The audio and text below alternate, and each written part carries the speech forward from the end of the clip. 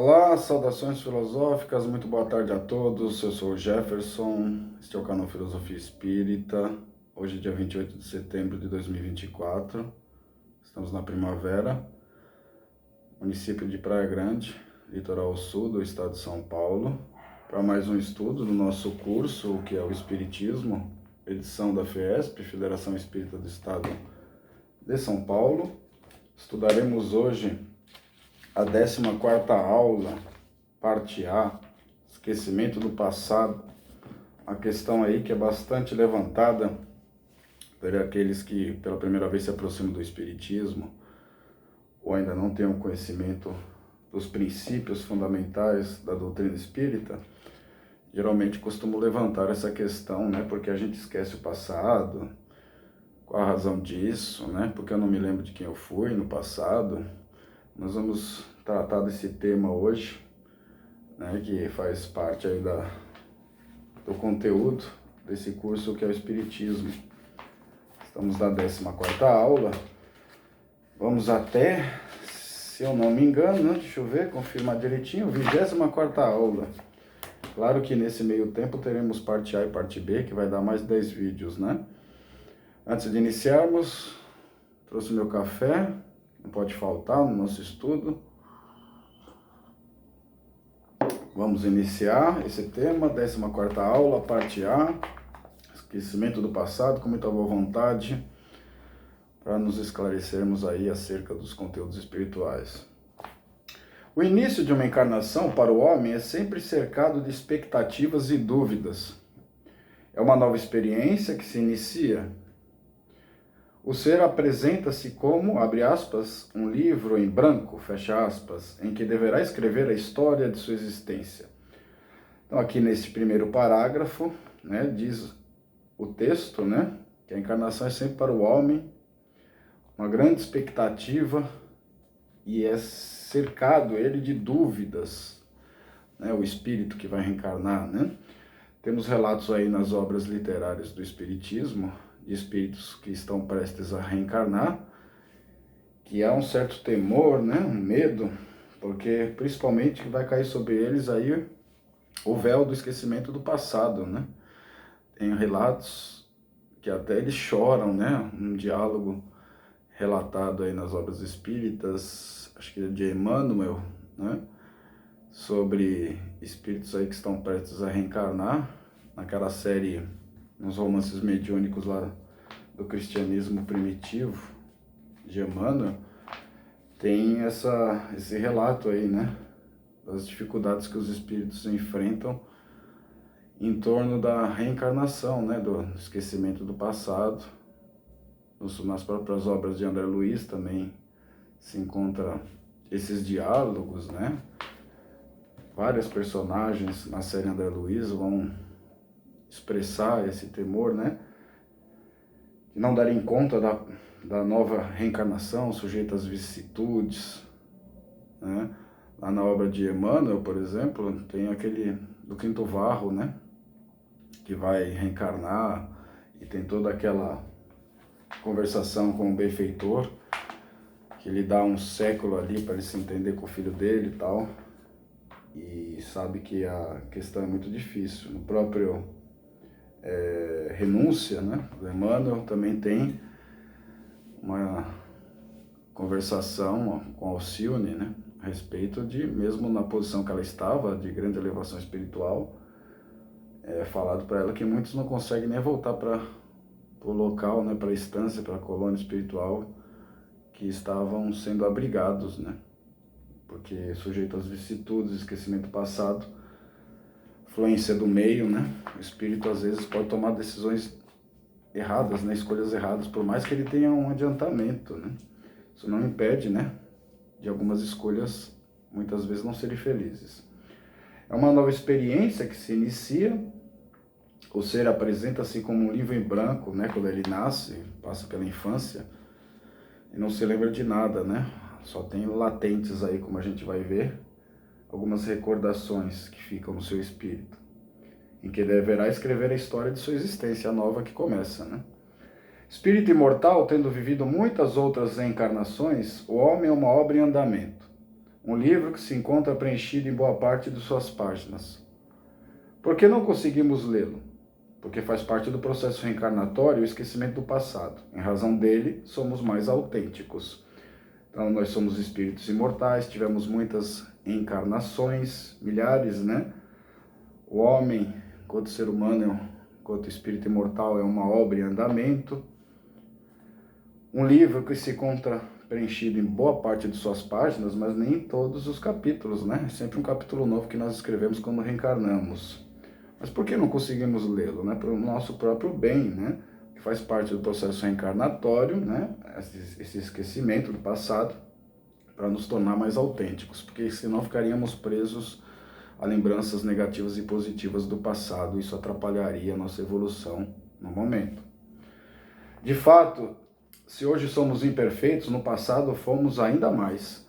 Se hoje cometemos tantos erros e enganos, se ainda nos envolvemos com as ilusões do mundo, se revelamos constantemente traços de animalidade, violência, ódio, indiferença, personalismo, egocentrismo, podemos imaginar como teremos sido no pretérito mais distante. Então, essa reencarnação é sempre a que nós estamos melhores, né? Já que não regredimos, estacionamos ou progredimos, somos muito imperfeitos ainda. No passado fomos mais, né, como é mencionado aqui, cometemos muitos erros, muitos enganos, nos comprometemos aí com vários espíritos, no qual praticamos o mal, ou não tivemos escolhas felizes, que muitas vezes não nos perdoaram, que às vezes nos perseguem, né? Como nós muitas vezes estivemos nessa posição, né? Quando desencarnado, por nos envolvermos em algumas ilusões do mundo, né? Nós ainda temos muitos traços de animalidade que precisamos superar, violência, ódio, diferença, personalismo, egocentrismo, que faziam parte lá do nosso desenvolvimento nos outros reinos, que é elaborada essa questão do princípio inteligente, os instintos, mas que agora, quanto ser humanos, devemos superar, né? Devemos colocar aí a inteligência, o sentimento, né, como prioridade sobre o instinto, muitas vezes. Ao contrário do que disse muitos filósofos, né, que diziam lá que o instinto tinha que prevalecer sobre a inteligência. Não é bem assim, né? Imaginemos como nós teríamos sido no pretérito, né, diante de todos esses traços de animalidade, muito piores do que hoje. Se o passado estivesse vivo em nossa consciência, tornar-se-ia certamente um empecilho para novas experiências. Se nos lembrássemos dos erros cometidos ou dos que contra nós foram cometidos, viveríamos torturados pela culpa, pelo remorso, pelo desejo de vingança, etc. Se tivéssemos tido existências venturosas e confortáveis no poder, no luxo, na riqueza, o orgulho, o egoísmo e a vaidade seriam um entrave para o nosso livre-arbítrio. De qualquer forma, as perturbações às nossas relações sociais seriam inevitáveis, pelas lembranças do que fizemos ou sofremos do nosso próximo, muitas vezes daquele que convive dia a dia conosco. Muito interessante esse parágrafo, né? Porque se o passado estivesse em nossa consciência, seria um empecilho para a experiência atual, né? Se nós nos lembrássemos dos erros cometidos, isso seria, né, tortura, né, para a nossa psicologia, pelos processos de culpa, de remorso, que muitas vezes já carregamos dessa existência. Imagine tendo acesso a todos os anteriores, ou até desejo de vingança contra quem nos fez supostamente um mal, né? Foi o braço da lei contra a gente, muitas vezes. Nós poderíamos alimentar esses desejos de vingança, mesmo se tivéssemos tido existências venturosas, ou que tivéssemos nas posições de poder, de luxo e riqueza, isso poderia exacerbar nosso orgulho, egoísmo, vaidade. Tudo isso com certeza atrapalharia o exercício do nosso livre-arbítrio nessa existência atual. Perturbaria as nossas relações sociais, isso seria inevitável, pelas lembranças que viriam à tona, né? Tanto aqueles que nós fizemos sofrer, como aqueles que nos fizeram sofrer. Essas lembranças perturbariam nossa atual existência. Muitas vezes, essas posições, né, dessas pessoas estão dentro do nosso lar, né, dentro do nosso círculo familiar. Imagine como seria embaraçoso, né? Atrapalharia muito a encarnação de cada um de nós. Por esse motivo, a misericórdia divina concedeu-nos o que é necessário e suficiente para o sucesso da nova existência a cumprir, isto é, a voz da consciência e as tendências instintivas, que nos permitem identificar aquilo que precisamos fazer para nos corrigir e progredir no presente. Devemos superar as montanhas dos nossos erros e imperfeições, prosseguir no processo evolutivo com maior liberdade e a certeza de que se Deus lançou um véu sobre o nosso passado, isso será mais conveniente e adequado, pois Deus é a sabedoria universal.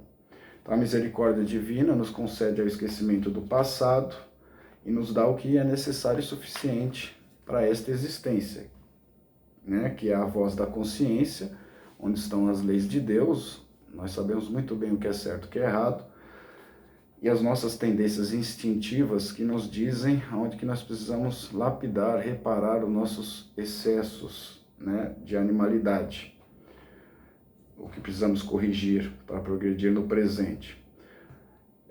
Devemos superar as montanhas dos nossos erros e imperfeições, prosseguir o nosso processo evolutivo, e se Deus lançou, né, esse véu sobre o nosso passado, já que Ele é a inteligência suprema, sabe muito bem o que está fazendo, né? Kardec assim escreveu sobre o esquecimento do passado, abre aspas, o espírito renasce frequentemente no mesmo meio em que viveu, e se encontra em relação com as mesmas pessoas, a fim de reparar o mal que lhes tenha feito. Se nelas reconhecesse as mesmas que havia odiado, talvez o ódio reaparecesse. De qualquer modo, ficaria humilhado perante aquelas pessoas que tivesse ofendido. O homem traz, ao nascer, aquilo que adquiriu. Ele nasce exatamente como se fez. Cada existência é para ele um novo ponto de partida. Pouco lhe importa saber o que foi. Se está sendo punido é porque fez o mal, e suas más tendências atuais indicam o que lhe resta corrigir em si mesmo. É sobre isso que ele deve concentrar toda a sua atenção, pois daquilo que foi completamente corrigido já não restam sinais. As boas resoluções que tomou são a voz da consciência que o adverte do bem e do mal e lhe dá a força de resistir às más tentações. Isso está em O Evangelho segundo o Espiritismo, capítulo 5, item 11. Então, aqui citação de Kardec, né, sobre o esquecimento do passado. Ele diz que o espírito renasce frequentemente no mesmo meio em que viveu. Isso é em regra, né, mas tem exceções. Se encontra em relação com as mesmas pessoas, em regra, mas há exceções, para reparar o mal que tenha feito, né? Que é uma das partes aí da sua prova e expiação, né? Se neles reconhecesse, né, inimigos do passado, por exemplo, ficaria humilhado por tê-las ofendido, né? Envergonhado muitas vezes, né, com as lembranças perturbadoras. Ele é exatamente como se fez. Cada existência passa a ser um ponto de partida para ele construir um novo. Pouco importa saber o que ele foi, né? Desde que ele tenha aí outras coisas mais importantes para se preocupar, né? Porque, ó, se está sendo punido é porque fez o mal, e suas má tendências indicam o que lhe resta em si para corrigir, né? É sobre isso que deve concentrar toda a sua atenção, pois daquilo que foi completamente corrigido já não restam sinais. Ele tem que se preocupar com aquelas más inclinações que aparecem como instintivas, né? Aqueles impulsos. As boas resoluções que tomou, né, ficam na sua consciência, é um patrimônio para guiar o seu livre-arbítrio, né? E preservar ele do mal e colocar na rota do bem, né? E dar força para resistir às tentações, né? Ele fica mais fortalecido. Ora, a lembrança do passado jamais se perde. Muitas vezes os sinais do passado transparecem sutilmente em nossos gestos, atos e palavras. Em nossos relacionamentos, as lembranças ficam apagadas, veladas. Todavia, elas continuam vivas nos registros profundos da consciência. As questões que ficaram em aberto, as questões não resolvidas no passado, mantêm-se presentes na consciência, embora latentes, aguardando novas resoluções. O que já foi superado funde-se à personalidade, permitindo um caminhar mais liberto e sereno. O esquecimento do passado jamais será um obstáculo à melhoria do espírito. Antes, é um benefício inestimável concedido à criatura humana. Então a lembrança do passado jamais se perde, ela fica em estado latente, né? Ela transparece aí sutilmente em nossos gestos, maneira da gente se comportar, nossos atos e palavras revelam muito de nós mesmos. Nas nossas relações, as lembranças ficam apagadas, mas aparece aquele sentimento de antipatia, simpatia com as pessoas, né? Isso já nos indica, né? Que tipo de relações tivemos com essas pessoas, porque elas permanecem vivas nos registros profundos da consciência, do eu integral, né? Algumas questões ficaram abertas, que não foram resolvidas, mantém-se presente na consciência, embora latentes, aguardando novas decisões, novas resoluções de nossa parte, novas escolhas, reparações. O que já foi superado funde-se a nossa personalidade, entra na nossa capacidade de não cair mais nessas situações, e aí isso nos torna mais liberto e sereno, né? Mais seguro de nós mesmos. O esquecimento do passado jamais é um obstáculo à melhoria do espírito, é um benefício, né, da misericórdia divina concedido à criatura humana. E após o desencarne, o espírito recobra a lembrança do passado para que possa tomar boas resoluções em relação às suas próximas e promissoras encarnações. Então, quando desencarnamos, muitas vezes nos lembramos das nossas lembranças do passado. Essas lembranças não vêm imediatamente, são muito graduais, né? Vai de acordo com o adiantamento de cada espírito, o preparo. Também não podem vir à tona assim, né? Senão vai dar um choque de realidade no espírito, muitas vezes colocando numa situação aí de culpa, remorso. Mas essa herança que nós temos, né, principalmente as boas, elas servem aí para nossas promissoras reencarnações, né, que vão ser melhores que a atual e a que nós tivemos, né, as passadas. Bibliografia, Allan Kardec, o Evangelho segundo o Espiritismo. Vamos partir para a nossa fixação do aprendizado. O que é necessário ao espírito para iniciar uma nova existência em relação às lembranças do passado? A misericórdia divina concede-nos o que é necessário e suficiente para o sucesso da nova encarnação, da nova existência a cumprir, isto é, a voz da consciência e as tendências instintivas que nos permitem identificar aquilo que precisamos fazer para corrigir e progredir no presente. Foi o que nós vimos na aula, durante o curso da aula, né? Aqui estão os elementos importantes e necessários e suficientes para a nossa presente encarnação. 2. O que o homem traz a nascer para a nova existência? O homem traz a nascer aquilo que adquiriu. Deixa eu ver aqui. O homem traz ao nascer aquilo que adquiriu, ele nasce exatamente como se fez. Suas novas tendências atuais indicam o que lhe resta corrigir em si mesmo. As boas resoluções que tomou, a voz da consciência o adverte do bem e mal e lhe dá força para resistir às más tendências. Isso está em Evangelho segundo o Espiritismo, capítulo 5, item 11.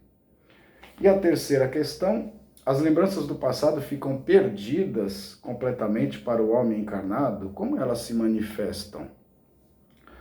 Ora, a lembrança do passado jamais se perde. Muitas vezes, os sinais do passado transparecem sutilmente em nossos gestos, atos e palavras, em nossos relacionamentos. Nas lembranças ficam apagadas, veladas. Todavia, elas continuam vivas nos registros profundos da nossa consciência. As questões que ficaram em aberto, as questões não resolvidas no passado, mantêm-se presente na consciência, embora latentes, aguardando novas resoluções. O que já foi superado funde-se à personalidade, permitindo um caminhar mais liberto e sereno na presente encarnação. Certo? Na próxima aula, continuaremos com a parte B dessa 14ª aula, estudaremos a justiça das aflições. Tema interessantíssimo também, né? Bem-aventurados aflitos, né? Que Jesus disse, no Sermão do Monte.